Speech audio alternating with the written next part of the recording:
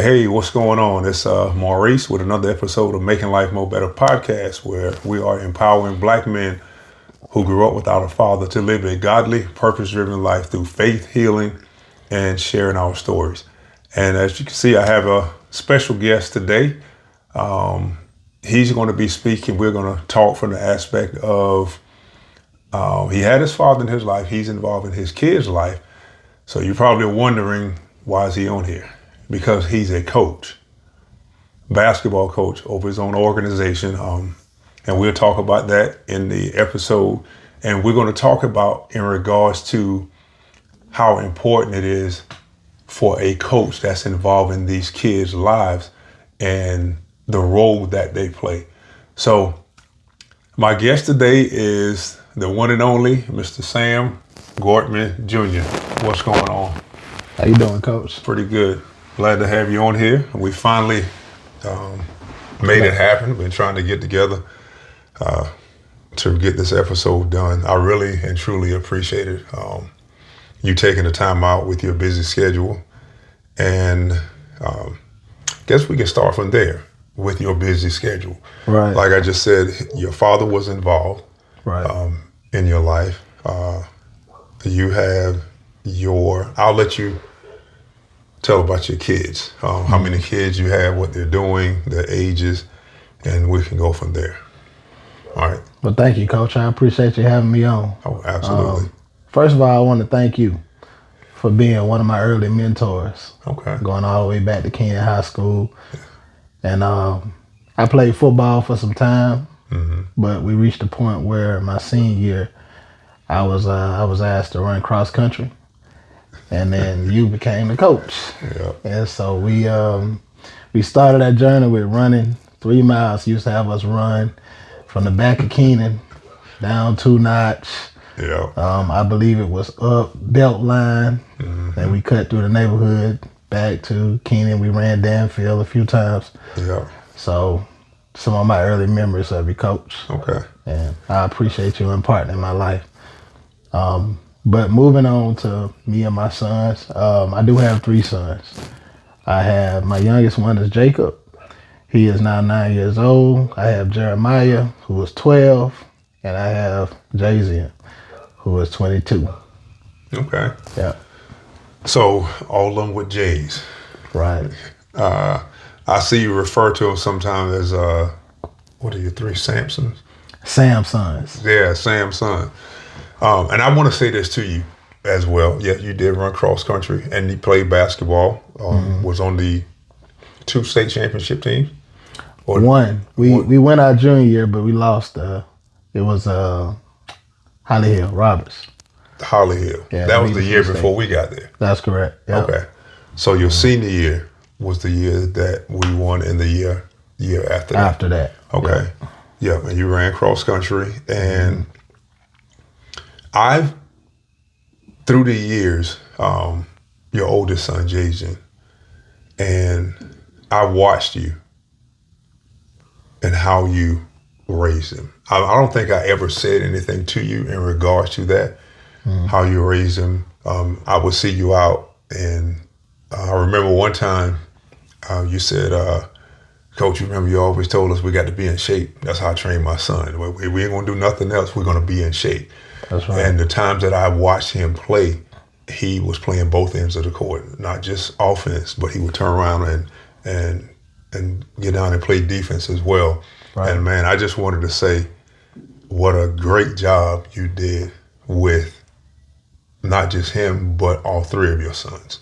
Thank you. Just being involved in their life. And I don't even think that back then during that time when I was coaching, I was going through a lot of emotions because my father wasn't involved in my life, even when I was coaching you guys. And I knew the role that my high school coach played in my life. My grandfather was involved in my life growing up, and I actually thought my grandfather was my father because my father was never involved. And maybe it wasn't even a year after my grandfather passed, I was in high school. So my high school coach, I played varsity as I got cut off JV. and coach put me on varsity. So I was the only freshman that played varsity for 4 years. He became my coach, but it went from a coach to a father figure to my father. So I know the importance of coaches and the role that they play in a child's life, especially when you have a male working with a male. And I've said this for years, and I learned this through my experience with coaching and being an assistant coach. Coaches is something about a coach and a player's relationship. It's going to be a love-love relationship or love-hate relationship. We as coaches can get kids to do things that their parents can't, that teachers in the classroom can't get them to do. And I've seen some coaches use that to build kids, and I've also seen some coaches that use that and they destroy kids. And some of them are adults now. When you hear them talking about it, it's either, oh yeah, I used to love my coach, or man, I can't stand it because of the things that they did and the things that they went through. And when I was coaching, I always took that to heart. I wasn't just a coach. I wanted to be a role model, a mentor. To some, I became a father figure. To some, even a father to them. And that's why I wanted to have you on the podcast, because I wanted you to speak from your experience as a player having coaches, you being a coach and coaching not just your sons, but coaching other people's kids, young men, and being over the organization, and the organization, Palmetto City Hurricanes, right, and being over the organization. What does that mean to you in that regards? First, it's a blessing. I just been honored to be able to do that, because going back to when I was a kid, I had several mentors, and I'm not even gonna start naming them because I had so many, from the time, 5, 6, when I first got involved in sports, from playing baseball to basketball to football. And, my dad was, I would say, more of a mild, meek type of guy. He didn't really speak a whole lot. I mean, he was very observant, but he didn't comment on a whole lot. Right. I heard more stories about him from other people, right? But what he did show us was the ability to work hard, be there, rock solid, to support your family. And he supported us as much as he could with attending our games. He didn't get so much involved with the small details of, as it pertains to playing the sports. He would comment on certain things here and there, whatever, but he was very humble, and he showed us what it meant to be a man. Right. And so I learned that first at home. And I knew that was very important, because when I was young, not many of my peers had a father figure. And I also recognized that at a young age, being around quite a few of my peers that didn't have those father figures. And I knew how special it was. But as far as the mentors, those were the people that showed up to coach us at the different games and sporting events that I had a relationship with, and I learned different things from them. So I would learn things like, time management, being honest, right? Having discipline, working hard, being committed to a thing. Right. We didn't miss practices. If you were on the team, you had to be there, regardless of whether or not you could play. There was times where, as a kid, my mom put me on restriction for some stuff that I probably did at school, right? And she let me attend the games, but I could not play. And she made it clear to my coaches, he's gonna show up, but he can't play.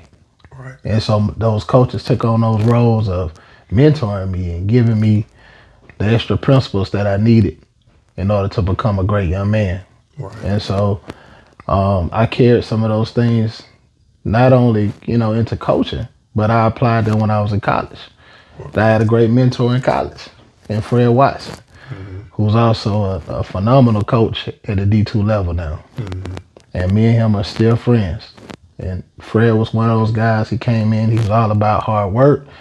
He was all about consistency, dedication, having a heart to compete at a very high level. And, I took some things from that situation as well.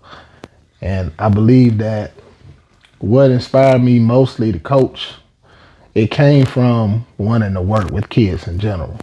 Basketball just began to be a byproduct of it. Because when I was 14, I had my first job working with children for the Columbia City League. Okay. The Urban League. The Urban League of Columbia. Gotcha. Right, let me correct that. And they placed me at Greenview Park. I was still one of my great friends, Scotty Scott. We worked over there together, who attended high school with me and still one of my best friends to this day. And then the next year, I was at Pinehurst Park with my other best buddy, Pete Asman, right? So we began working with kids when we were teenage years. Right. Okay. And part of that I attributed to my mother as well, because I seen her work with a lot of youth. Yeah. But just going back to that mentoring role, I learned and understood what that was like at a very young age. Right. And I also learned how important it was to gather the attention of young people. Absolutely. Being relatable to them, talking to them, kind of trying to build a rapport with them, understanding what was important to them, but also helping them understand what was important to you. Right? So it's a give and take. It's, hey, when we were running the camps, if you want a piece of candy, then guess what? When we let y'all know that everybody needs to be on the line and attention and sitting down, ready to hear what we have to do for the day, or it's time to do arts and crafts, and we need everybody to go sit down, guess what? Y'all need to go and do exactly what we asking y'all to do. Right. So it was a give and take. And so it started from that cloth there. And then once I graduated college, of course, we talked about Jay-Z. I had him when I was 21. So by the time I finished college, he was starting to get into, what he loved, which is playing basketball. And so when I started training him, we were working one-on-one out in the park, just me and him building the skills. And I had a great friend at the time who also is coaching in my organization now. His name is Warren Sewell. He's won several championships at the middle school level. But he asked me to come coach with him in middle school ball out at Southeast. Okay. And so when he asked me to come out there and coach with him, I went out there for a few times, but I was working retail management. And I knew I didn't have the time to fully dedicate to it. Right. And I told him, I says, hey man, I love what you're doing with these kids, but I don't want to make this full commitment because I don't want to be in and out. And with retail management, sometimes I could work 7:30 to 4. Right. The next day I come back working 2:30 to 10. Gotcha. And it was going back and forth. So I just couldn't really make that full commitment. So what led me into, more so coaching on the rec league level was, I had at the time, one of my big brothers, James Anthony Brown, he asked me to help him out coaching some kids over at North Springs.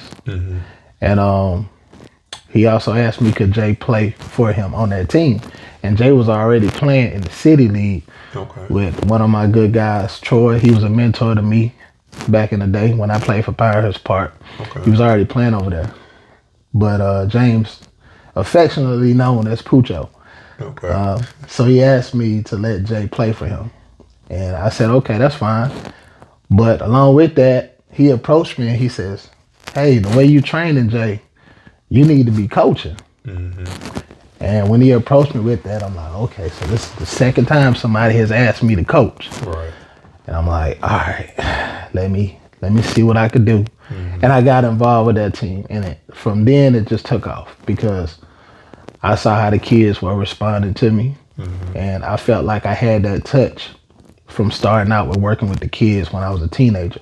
Right. So the love was already in my heart as far as wanting to help young men and being there for them and listening to them and understanding what's going on in their personal life. And then now, being that I got the buy-in from them, teaching basketball is easy Right.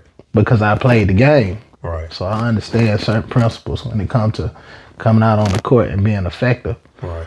So that's kind of how that journey began. So from then, from rec ball at North Springs, we began to put teams into the City League, Columbia City League. Then from there, we branched off into AU. I coached a few times in the district with the All-Star teams. Right. Once we won the league, and then I started PCH basketball from that. So I took some kids from that team that participated in the rec leagues with me, and we began PCH basketball. So we began PCH basketball from one team to 3 teams in a cheer program, and then we elevated it over the years into a 7-8 team operation. Right. And now we continue to keep it go. Gotcha. Yeah. Yeah, and I I do see y'all out and about because when I officiate basketball, so I will see your teams out, and I've said this to parents when they come up and they would ask me, Coach Walker, I'm trying to find a organization to get involved with, and I'm not standing behind many that I would say go over to this organization. Thank you. And PCH is one of 3 that I would recommend because I know you, I know your family, I know what you stand for. Not just because I coached you, but that's how we got to know each other through coaching. But also who you are as a man, watching you grow up and even keeping up with you when you went off to college. And I will let you know, I got so-and-so that's going to come by and that's going to talk to you. And the parents would ask me. I said, now, it ain't going to be given to you. I'm not recommending you to go to him and I'm going to call him and say, hey, Coach Walker sent me over here, put me on I said, nah, you're going to have to work. But Right. I said, but he's fair. Right. I said, he's fair. And you're going to learn not just about basketball, but as a young man. Right. And I said, if you are, and most of them are single parents where the moms are, and they're looking for, somebody to coach them in basketball, but also somebody that can be there as a role model, a mentor, father figure. So you're one of the few that I would recommend when somebody come up to me, and I always call you and let you know. I say, hey, I don't know if you're looking for anybody, but you got this young man that I don't know if he can play. You can do that, and, Right. and from there, Right. you go forward and let that be that. And again, that's from me knowing you. Right. So continue doing what you're doing. You're doing an awesome job. I know it's different now with when y'all were playing. Yes, it is. Players are different. Parents are different. Oh yeah. Some of these coaches are different. I want to ask this. Because when there's a lot of, I went through it, not having my father involved in my life and didn't even realize that I was dealing with trauma, childhood trauma. Right. And instead of me taking that and letting it affect me in a negative way that it showed outwardly towards other people, I did the opposite. No, I'm not going to be like that. I don't want to have kids until I get married.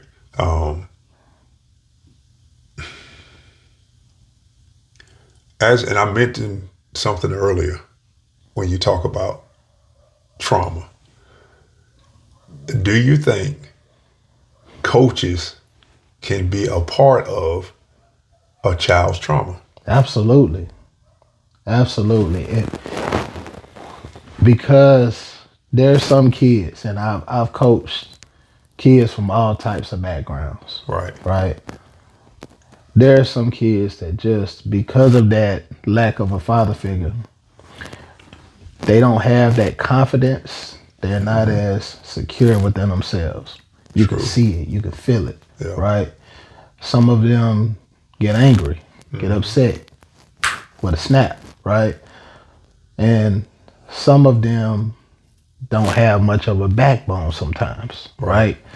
They won't defend themselves as quickly because they don't have that man figure that's teaching them how to do those things. And I think as coaches, we stand in those roles where it's not that we are being a father, but because we can never replace that biological father, Right. but we can stand in and we can help them generate some of those traits. Right. We can help them understand sometimes or identify that they don't have those traits, and let's work to build those traits. So to your question, I just don't think everybody has the same lens for it because people get into coaching for different reasons, right? I got into coaching because I love kids, Right. and I started off helping kids when I wasn't coaching. Right. So coaching basketball to me is a secondary thing. I just love kids. Right. I always tell people when I'm done coaching, I will always be doing something for kids. Right. I will always be doing something in the community for kids.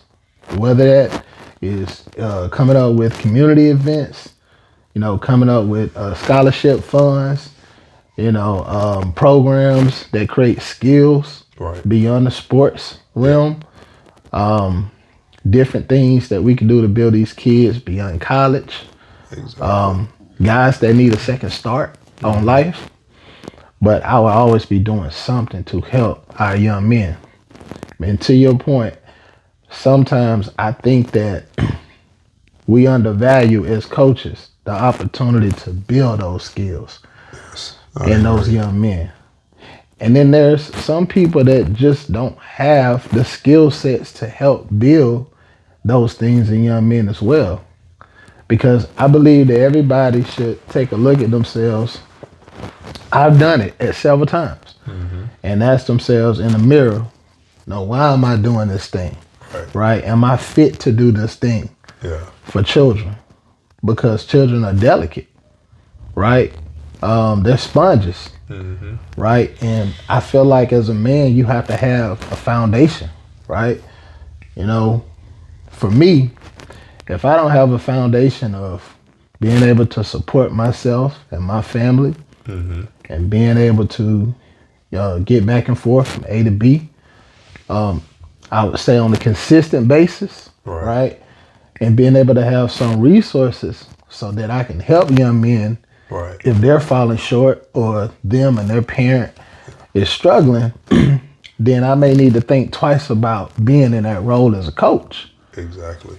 Because I just don't have the resources to fulfill the thing, right, that they may need. And I think because of the lack of sometimes the emotional IQ that a coach may have, sometimes it can spill over to them teaching bad habits to the kids. Because I ask our coaches on staff, I'm not saying that I've always been perfect at this, but I think I do a decent job of managing my emotion as a coach, right? And I ask the coaches, how can we expect young men to carry themselves in certain ways and be able to manage through conflict and adversity and make decisions when they're upset if they see us constantly losing our control when we get upset, right? Because we have to be the examples. And so back to your point, I think these things happen because sometimes people aren't that equipped to do the job. Yes. But they're still in that position to do the job. Yeah. So just gotta reevaluate sometimes. Yeah, and I think, to follow what you were saying, I think that some of the coaches that are coaching are broken and went through childhood trauma, not even realizing or understanding, and now you're passing it on. Absolutely. You're passing it on to someone else. And I had to think back to when I was coaching. And if I can't remember, and I always ask the guys that I coach, I can't remember ever cursing at a player or raising my voice.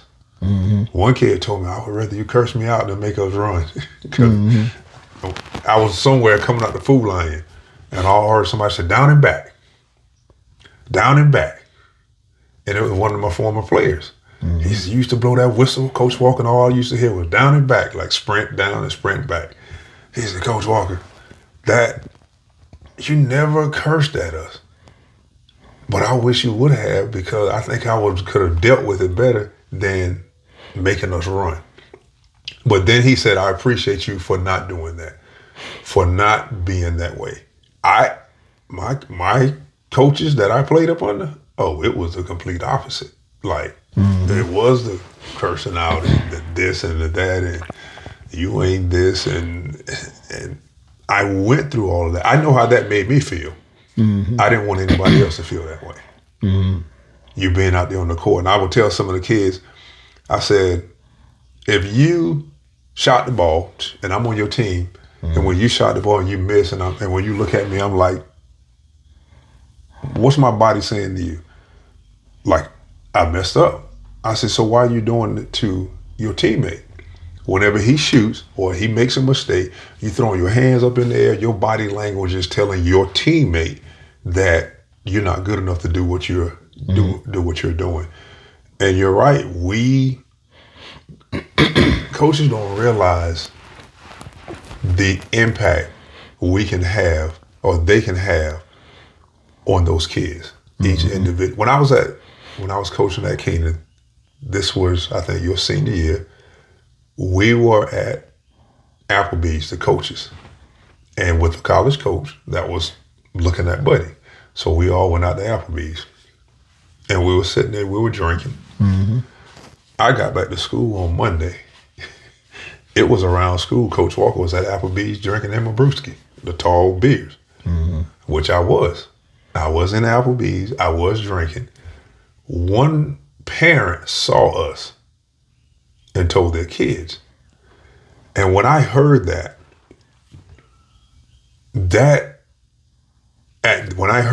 I decided that being in the role as a coach, there's things I can't do out in public. Yes, I was in Applebee's. Yes, we were not at practice. I was in Applebee's. I was old enough. We were sitting there drinking. But to hear the kids say that and to see me in that way, I took that to heart. And from that day forward, when I would drink, it would be in the privacy of my house or one of the other coaches' house, not out in public, because I know that was going to have an impact on the kids that I'm working with. Some coaches don't look at it that way. Hey, I'm grown. I can do what I want to do. There's nothing wrong with that. But I did not see that way, because I wanted to have positive impact on the kids. And when they asked me about it, I said, yeah, we was out there. And so just because some people think you're a coach when you're in the gym. Yeah. And you're a coach all the time. You are a coach all the time. I don't care where you go. Yeah. Some of your former athletes or your athletes, they're going to see you. Yeah. They're going to come up to you. They're going to let you know. And some coaches get to the point of where when I leave the gym, I can do whatever I want to do. True, you can. I almost gave a coach a tech. And I think this is something we have normalized in the coaching world. I almost gave a coach a tech because he was cursing out one of his own players so bad. And when I said something, he said, "This is my player." I said, "Coach, you can't do that." I said, "That's somebody's child." And when I said that to him, he just kind of looked at me like, "But that's a part of coaching." I said, "No, it doesn't have to be a part of coaching." I said, "Have you ever tried to coach without that?" And he just looked at me like, you can't coach if you cannot do that. Meaning, what do they call it? Coaching hard. I give a coach to coach me hard. I feel like you can coach a player hard without the cursing and the carrying on. And again, like you said, you don't know where these kids are coming from. If they're being treated like that at home, Yep. if they're dealing with any type of trauma. And I think with all the players that I coach, including y'all, I made it a point to get to know your parents. And I still ask about your parents. Yeah, you do. That's how I was raised. There was more than basketball with me. Any of the kids that I got involved in, I will always ask about that. How your parents doing? How things going with you? I've had some kids that I coached that, unfortunately, some of them been to prison, and they talk about the things that they talk about the things that you would say to them. One of them used to be at Keenan. What's his name? And when he saw me, I used to call his name, his last name Boyles, Derek. Derek Boyles. Yeah. I remember. Coach Walker. Him and Bo. Huh? Him and Bo. Yeah. Yeah. He had a brother named Bo. Played baseball with me. Coach Walker, can you stop? Because I'll call all the players by their last name. Like, Balls, if you don't stop, I said, Balls, if you don't change your way, Balls used to always smile. I don't care how much you was getting on it, he gonna look at you with that little smirk on his face. And a couple of years ago, he came in, was at Barrow, he came in the gym. He walked up and I was sitting down and I saw somebody standing there. So I looked up, he was standing there. You don't remember me? And I looked and I smiled. I said, yeah, I remember you. And I said, Boyles, he said, you still calling my name? He said, Coach. And he told me his situation. He told me he got locked up. And I told him, I said, Boyles, you're going to always hear my voice. As long as you live, you can hear, Boyles, if you don't do this. And he said, Coach, when I got locked up, I heard your voice. And you're telling me, Boyles, if you don't change your ways, life can be hard for you. And he said that was one of his toughest things that he went through spending time in prison. And then he called two boys over there. He said, come over here. And I was like, who is this? He said, these my boys. And he said, this is Coach Walker. He said, Coach Walker talked to him. That meant more to me than winning the state championship. Having that impact. When he asked me to talk to his sons, he said, talk to him. He said, talk to him like you used to tell me. And I commended him on doing that. Him bringing them over there, that meant a lot. And I always tell you, any of the other guys that I've coached, if I can ever do anything for you, let me know. Because what y'all are doing, coaching these kids, you might not say it, but I'll say this, putting up with some of these parents. Oh, yeah. I ain't bashful about saying it. Yeah. Coach, I ain't bashful about saying nothing now. Putting up with some of these parents. It comes along with the territory. I mean, Yeah. I take it all in stride because you're going to have some good and bad with it. You know, you're going to have some unreasonable parents. You're going to have some, I call it entitled parents and kids, right? You're going to have some that have unrealistic expectations. But then you also, on the flip side, you're going to have some hardworking parents as well. You're going to have some committed ones and some that are respectful. In my time, I've had way more positive than negative. Like way more. I mean, the positive has been up here for me. Right. The negative has been like down here. And I think part of that too is because before we start things in our organization, every year I meet with all the parents from every team. And I think they need to hear from me as a director of the program. Absolutely. And I'll outline all the rules, all the expectations for every team in the program. Right. And I also give them my contact. And I let them know, contact me after you have contacted your coach if it's something pertaining to the team. Right. Because I don't want to take away, their level of responsibility or undermine them in any way. Right. But in the same token, I still want you to be able to reach out to me because I'm a personable individual. And I want parents to feel comfortable with calling me and talking to me about anything. Because as their kids get older, you're going to have more of that interaction with me in terms of helping them do things to prepare for the next level. Right. Whether they're trying to play college basketball or it's just a phase of life that they're trying to get through. Right. And they need my insight on trying to work through those things. Okay. So, yeah, it's been a journey, but I'm really happy with my experience. Like Right. I don't wear no stress or nothing like that. If it was that stressful, I would not be doing it. I would just shut down my program and I would find some other community involvement. Excuse me. But be it that it's been a great experience and dealing with majority of the parents, Right. it's been wonderful, man. That's I mean, good. yeah, I'm happy about my space and what we're doing and how we continue to be there for these young men. Right. And not only the ones that are still in the program, but the ones that finish, that move on to college, right? That are participating in athletics that call us about our insight. Me and my guy, Nick Springs, right? Shout out Nick and Coach Anton Greer, who trains, but was coaching with me for a long time before he started coaching his own son. But then the kids that are no longer playing sports, right? The kids that are working jobs, Yeah. right? The kids that are raising their own families now, Yeah. that are old enough to do that. So it's a pleasure being able to develop a network of young men and be there for them. Yeah. And we try to communicate with them, put them in a group chat, communicate with them, here or there. It may not necessarily be like every week, Right. but I typically reach out to those young men and check up on them from time to time and Right. see how they doing. And if I can, I go watch a game. I know I'm very busy Right. with all the different things that I'm doing.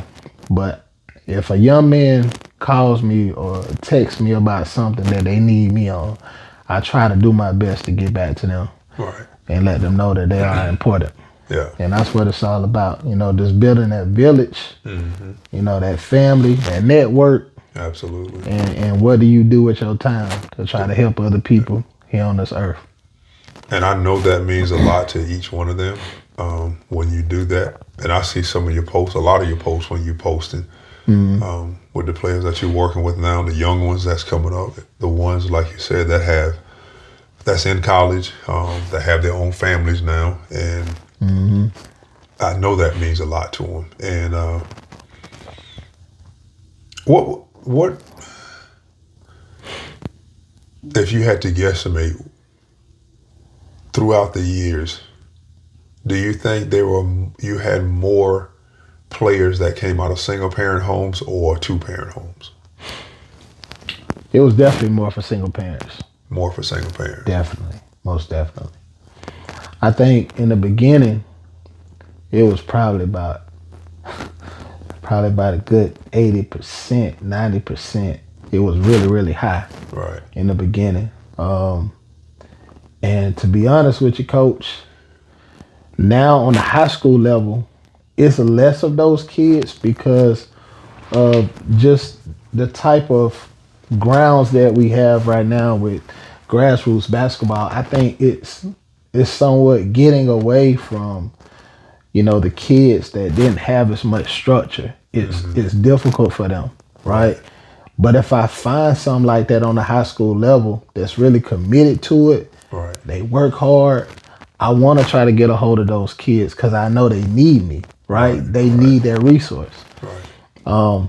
But in the very beginning, when I first started, most of my kids came from single parent households. And I took a lot of joy and pride in that because those kids just didn't have.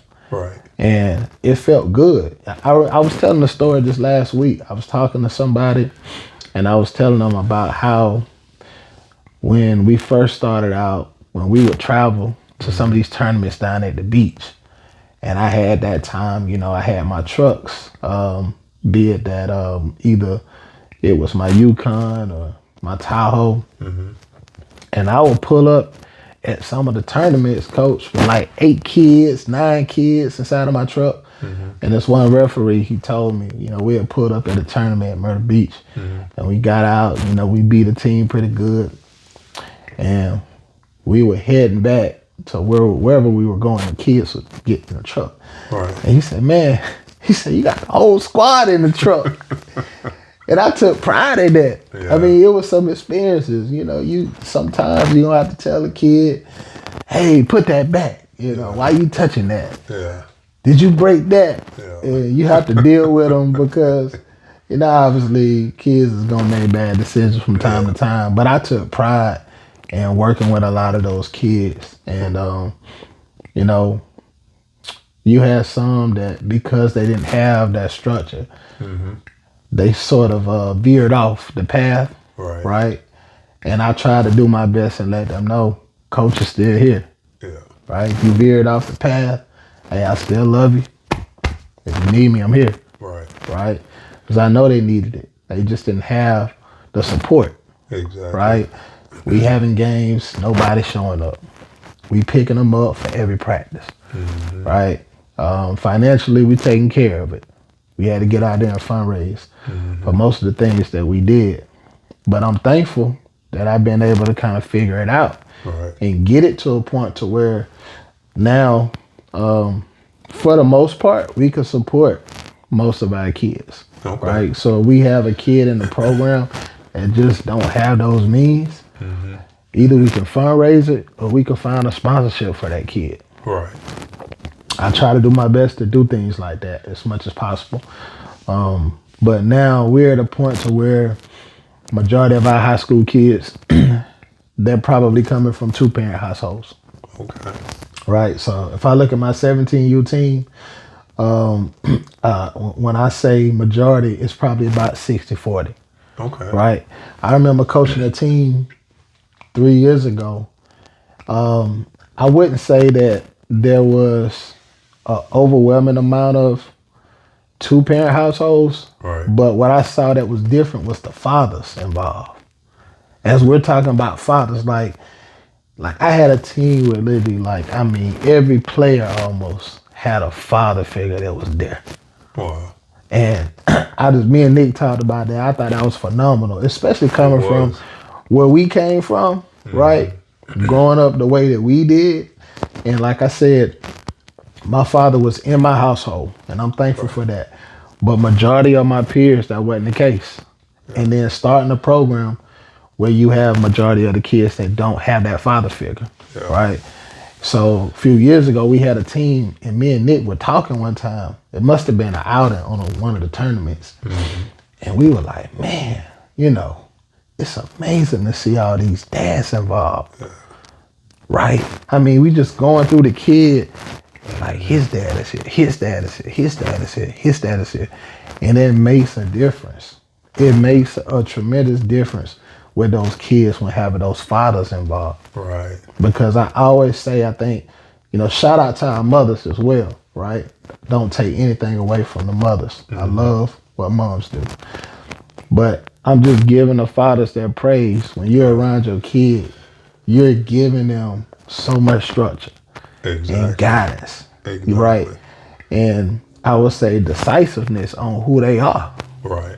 And knowing who they are. And that confidence to be able to stand firm in the middle of adversity and figure it out. You can see the difference in the kids that have that. I can feel the difference in those that have that. And the ones that don't have it, you want to do your best to fill in because you know they don't have it, right? But I can see the difference in the ones that have it and don't. Yeah, I know that makes a big difference. It was just this year, no, the beginning of, probably middle of last year, I was talking to one of my high school teammates, best friends. It was 5 of us that hung together. And this was right before I started doing the podcast. And I called, I said, man, you know what? I just thought about you. Like, what's that? I said, the 5 of us that hung together all the time. I said, none of us had a father in the house. And he thought about it. He said, you know what? He said, man, you're right.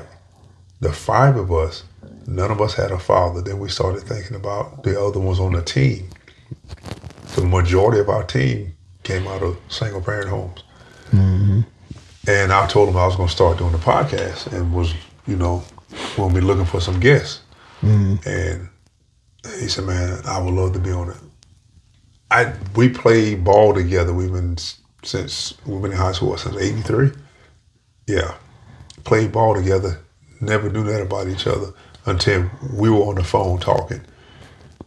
And when I mentioned that about the podcast, it was like a floodgate of emotions, not good emotions, from talking about his father.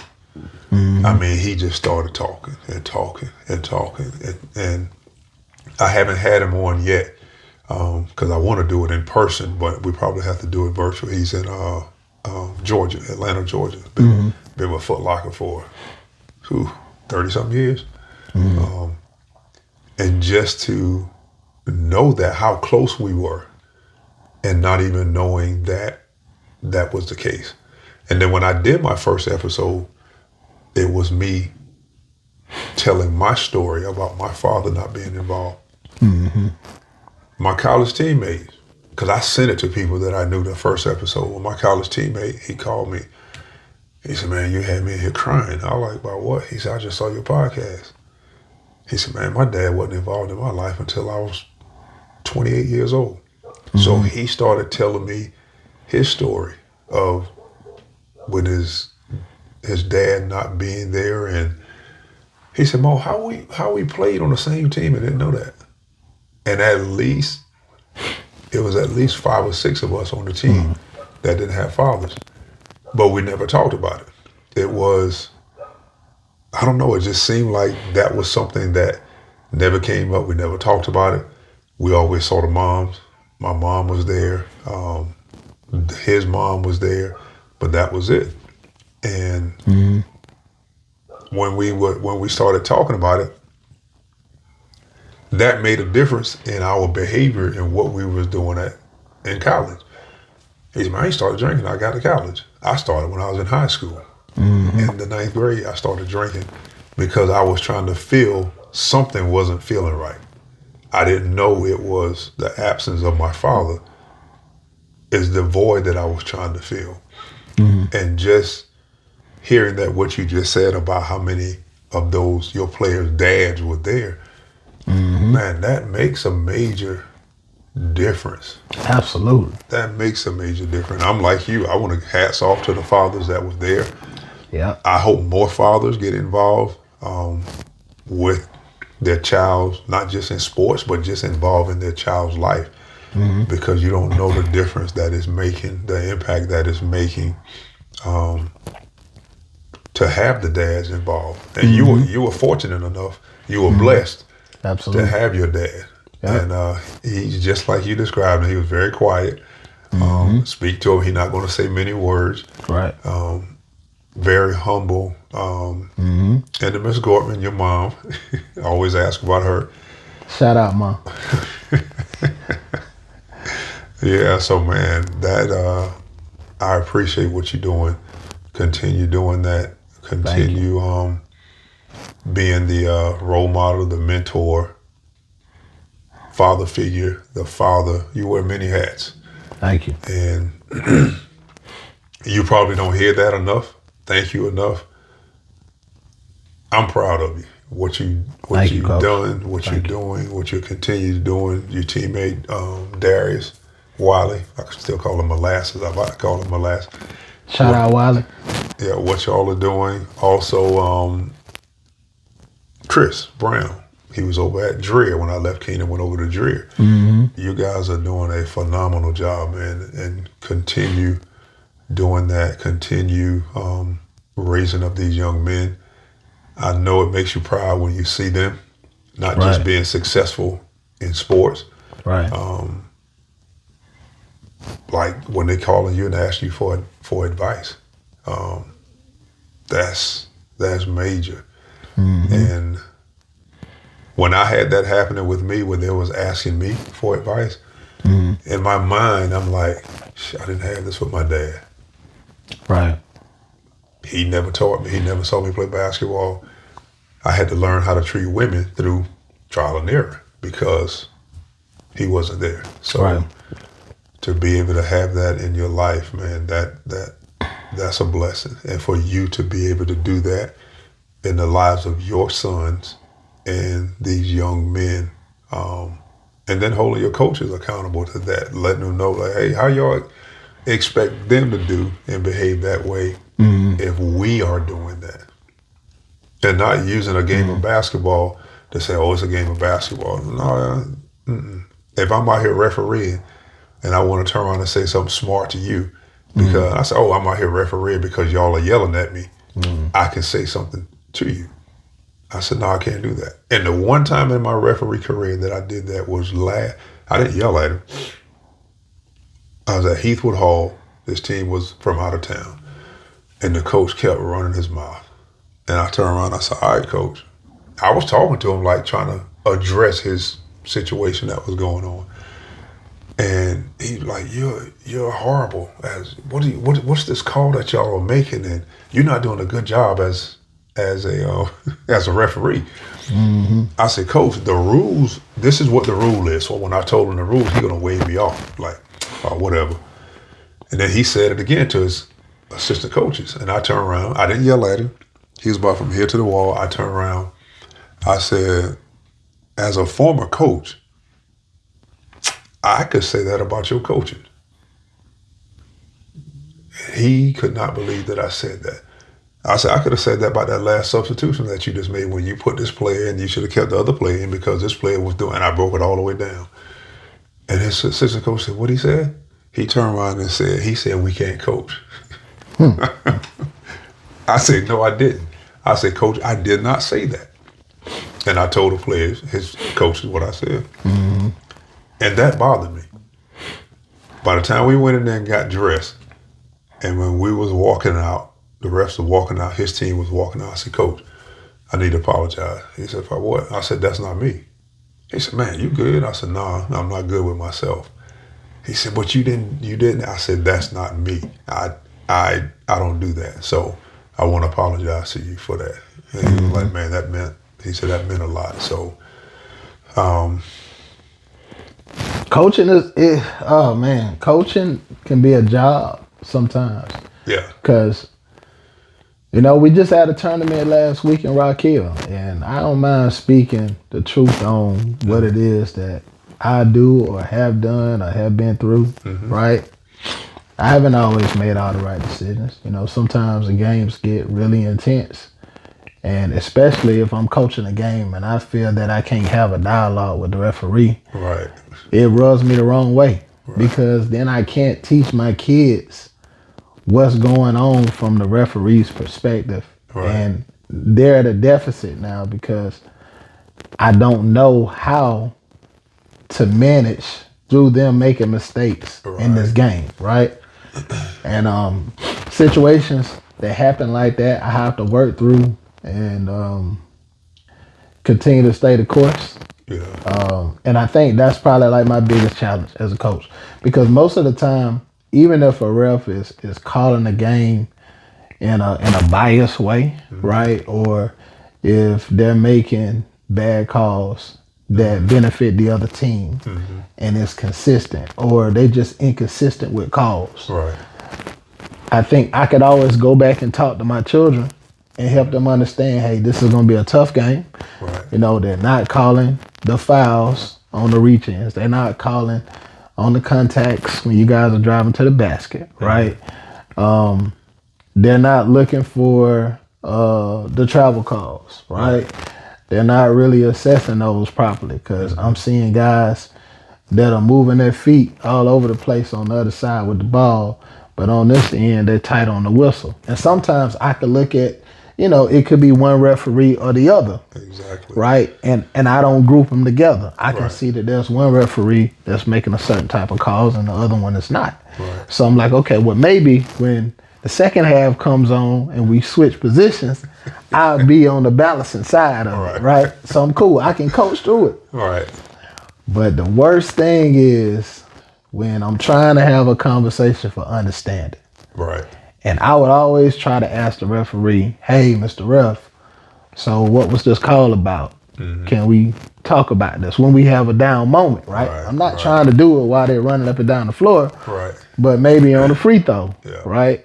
Or a dead ball, a timeout, or something like that. Yeah. And when a ref doesn't want to give me that conversation, I don't always handle it well, coach. Just being honest with you. As I just got a text for that last weekend.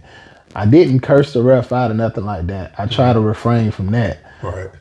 There's been times in the past when I did curse him out, right? And I know that's not the best example, but hey, it's something I had to work on.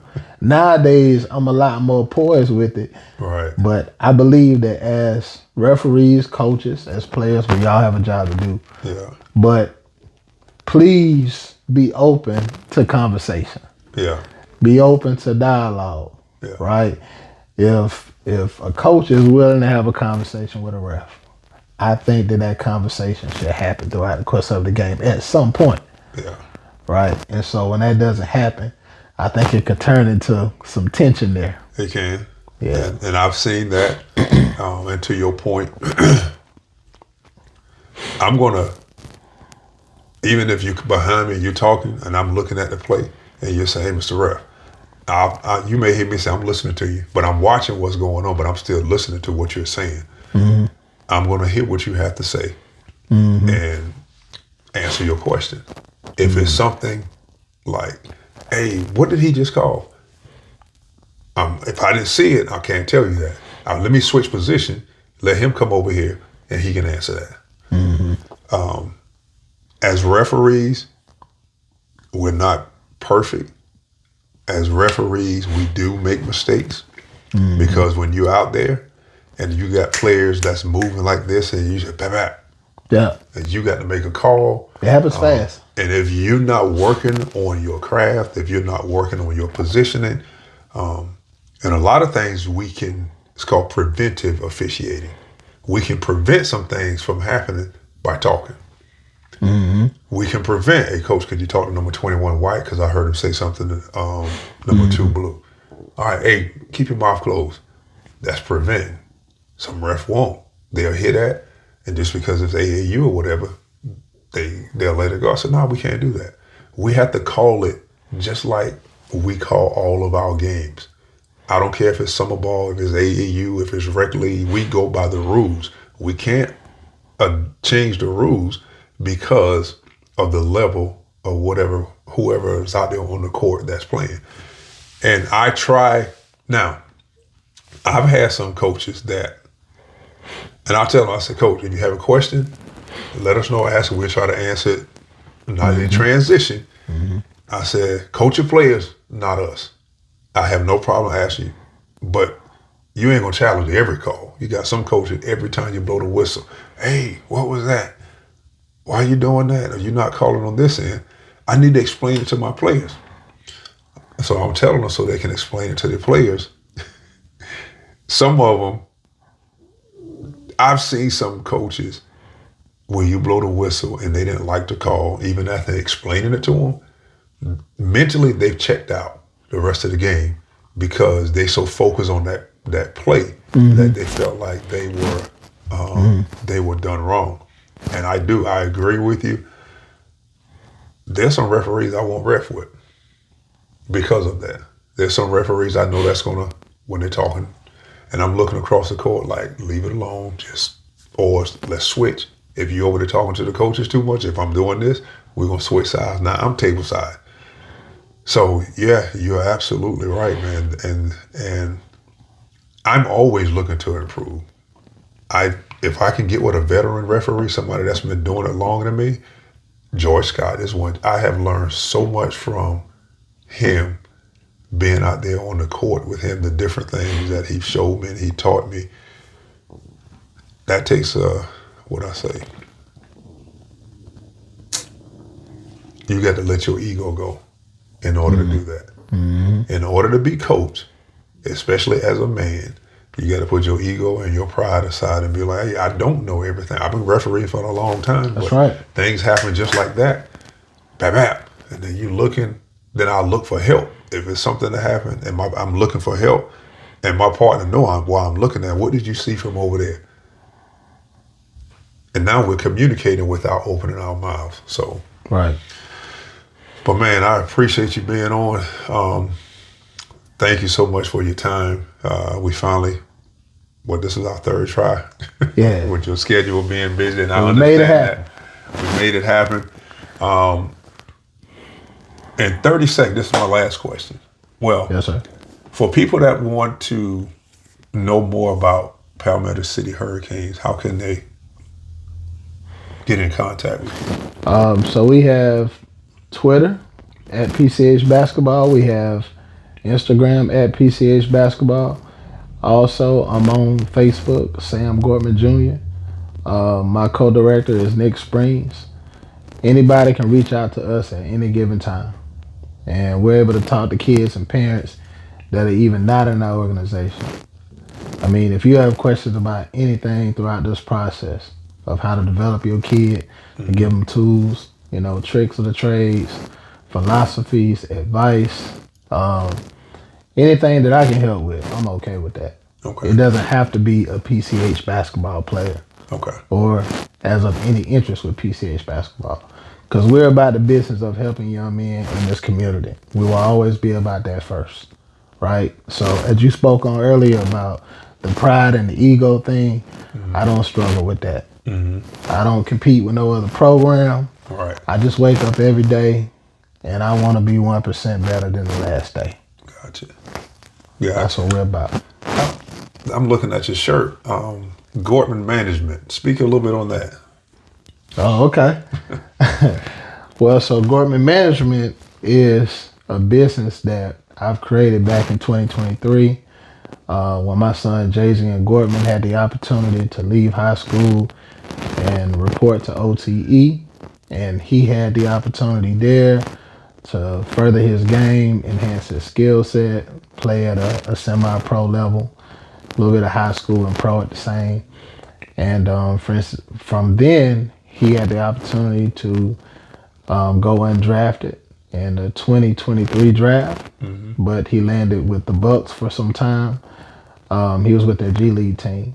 And then from then, he moved on and played for Portland G League team.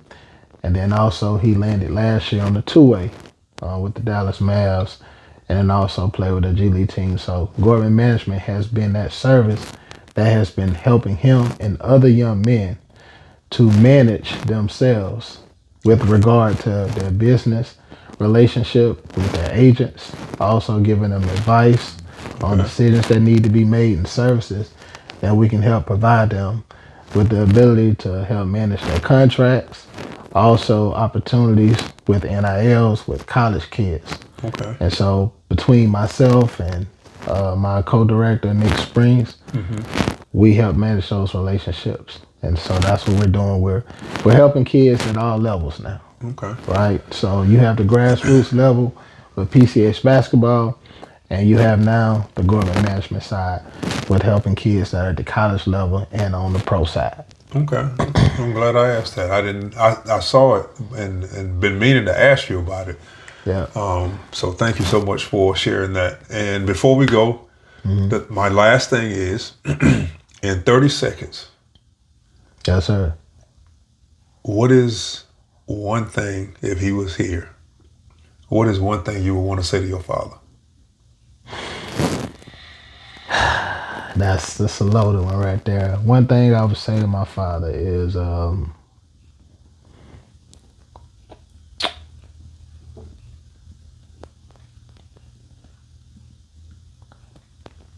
I told my father this when he was living. But I would continue to tell my father thank you. Because my father showed me at a young age what it was like to be a supportive figure for his children, right? And that was without talking. That was the action. And from the time I first had Jazian at 21, even though I was in the middle of college, I knew what was not an option. And what wasn't an option is not being a father to my kids. And so that taught me something that was very valuable, that not only I can apply to my kids and my household, But then I can take those tools and teach the other young men outside of my household. So I would tell my dad, thank you. Good job. Appreciate you, man. Thank you again so much for Thank your you, time, Coach. man, and having you on. Really appreciate it. Yes, sir.